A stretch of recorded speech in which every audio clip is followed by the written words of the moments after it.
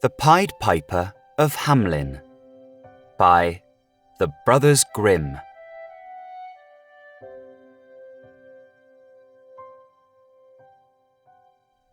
In the year 1284, a mysterious man appeared in Hamelin.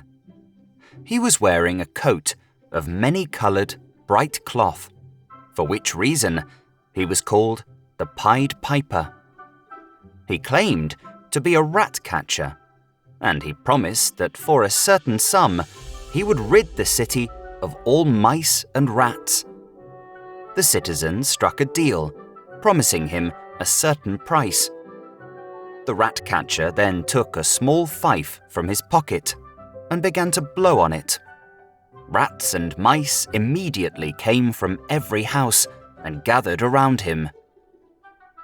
When he thought that he had them all, he led them to the river, where he pulled up his clothes and walked into the water. The animals all followed him, fell in, and drowned. Now that the citizens had been freed of their plague, they regretted having promised so much money, and, using all kinds of excuses, they refused to pay him.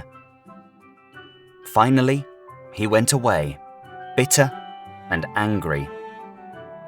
He returned on June the 26th, St. John's and St. Paul's Day, early in the morning at 7 o'clock, now dressed in a hunter's costume, with a dreadful look on his face and wearing a strange red hat. He sounded his fife in the streets, but this time it wasn't rats and mice that came to him, but rather children.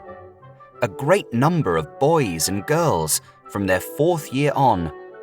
Among them was the mayor's grown daughter. The swarm followed him, and he led them into a mountain, where he disappeared with them.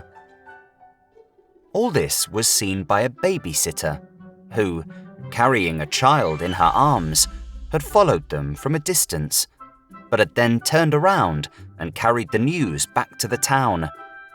The anxious parents ran in droves to the town gates, seeking their children. The mothers cried out and sobbed pitifully. Within the hour, messengers were sent everywhere by water and by land, inquiring if the children, any of them, had been seen. But it was all for naught. In total, 130 were lost.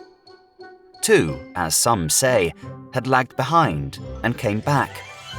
One of them was blind, and the other mute. The blind one was not able to point out the place, but was able to tell how they had followed the piper. The mute one was able to point out the place, although he had heard nothing. One little boy in shirt sleeves had gone along with the others, but had turned back to fetch his jacket, and thus escaped the tragedy. For when he returned, the others had already disappeared into a cave within a hill. This cave is still there to this day. Until the middle of the 18th century, and probably still today, the street through which the children were led out to the town gate was called the drumless, soundless, quiet street, because no dancing or music was allowed there. Indeed, when a bridal procession on its way to church crossed this street, the musicians would have to stop playing. The mountain near Hamelin, where the children disappeared, is called Poppenberg. 2 stone monuments in the form of crosses have been erected there, one on the left side and one on the right. Some say that the children were led into a cave and that they came out again in Transylvania. The citizens of Hamelin recorded this event in their town register, and they came to date all their proclamations according to the years and days since the loss of their children. According to Seyfried, the 22nd, rather than the 26th of June, was entered into the town register. The following lines were inscribed on the town hall. In the year 1284, after the birth of Christ, from Hamelin were led away 130 children born at this place, led away by a piper into a mountain.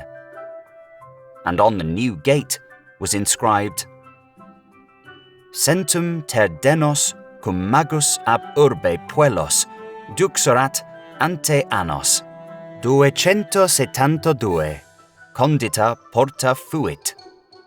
This gate was built 272 years after the magician led the 130 children from the city.